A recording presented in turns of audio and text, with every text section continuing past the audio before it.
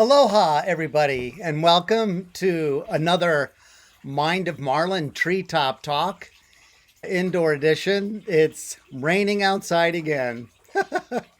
Well, here at the sweet spot, the ducks are fed, the chickens are fed, and now it's time to feed your head.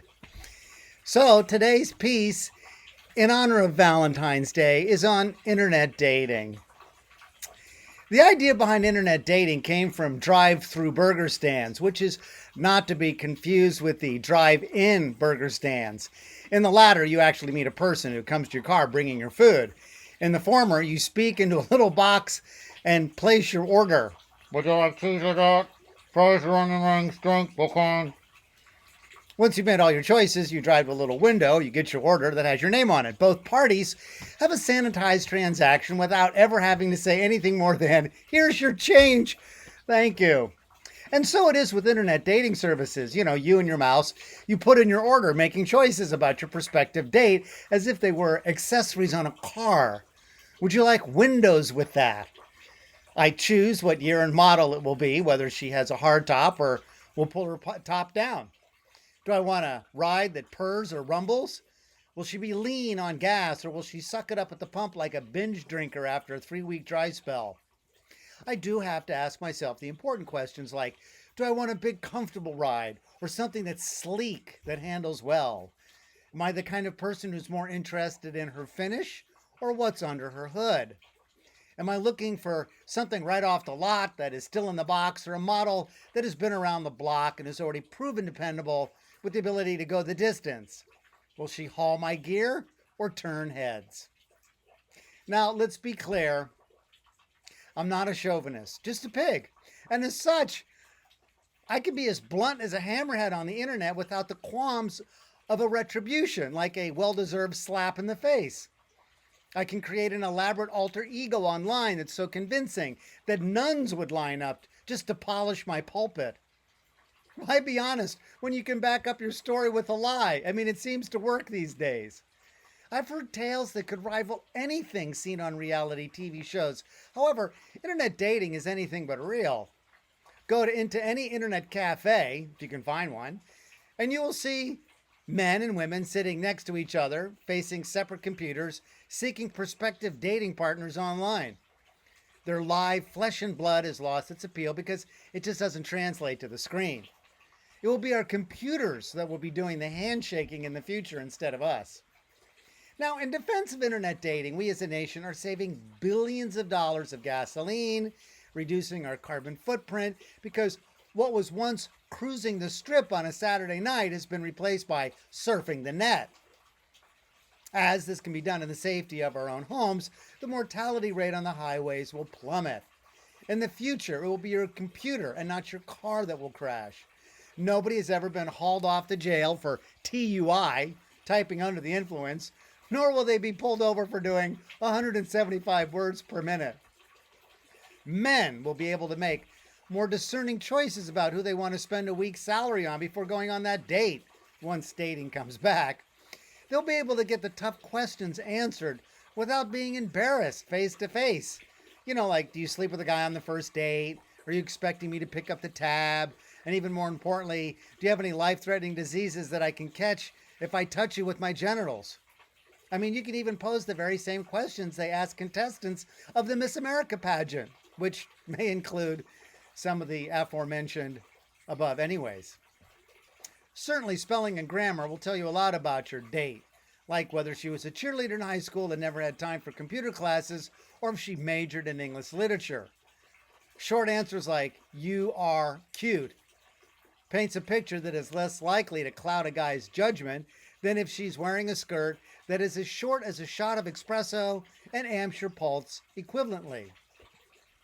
It's easy for a man who paints himself at a baseball game to recognize that he need not respond to a woman who writes, quote, I find that in the preliminary stages, most relationships are constrained by the preconceived notions that are formulated by the media's superficial depictions of the female anatomy. End quote. So, in this way, the screening process is indeed valuable and saves time, money, and energy.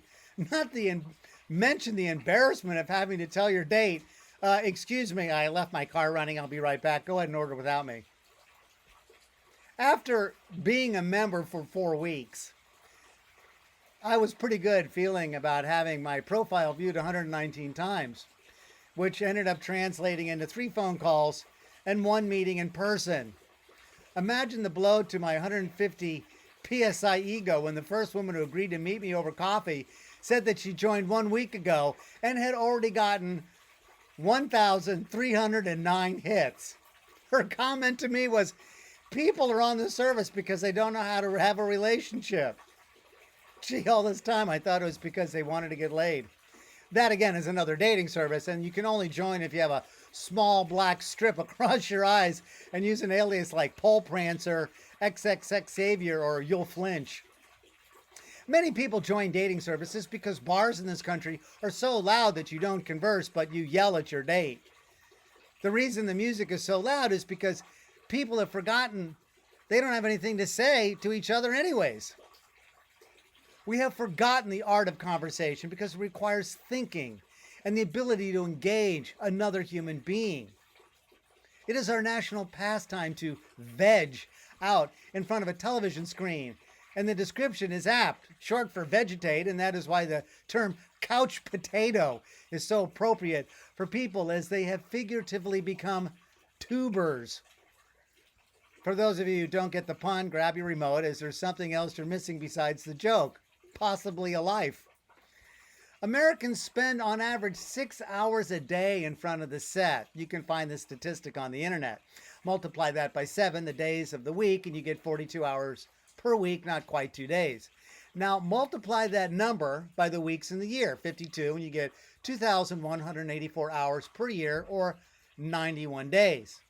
Now multiply 91 by 72, figuring people will live until 78, and they started watching at age 6, and you get 6,552 days. This is where it gets scary, so cover the eyes of your child, who was probably the unlikely accident that occurred during the reruns of Friends or when the cable went down. Divide 6,552 by the days in the year, 365, and that comes to 17. 17 years watching representations of life rather than actually living it. So, is it any surprise that we don't know how to talk to one another? And the conversations that people are having are about what they see on TV? Which brings me back to internet dating. Where else can you see your possible date on a screen in living color? For the time being, and this was written in 2007, anybody can post online is a photo, but soon we'll be able to upload our favorite home movie of ourselves. It will be complete with a script created just for you by a professional writer and a makeup artist, along with the director and cameraman, to bring out your story as it can only be created by someone else. We will have stand-ins play us because they will be the only ones left who know how to emote, feel, speak, and communicate what is going on inside your own head. Then you'll finally get the soulmate of your dreams, and all will be well, so long as you never turn off the set. You know, thanks for your time tuning in. If you enjoyed this, please subscribe, tell your friends, share your love, especially with yourself. Okay? Aloha, everybody.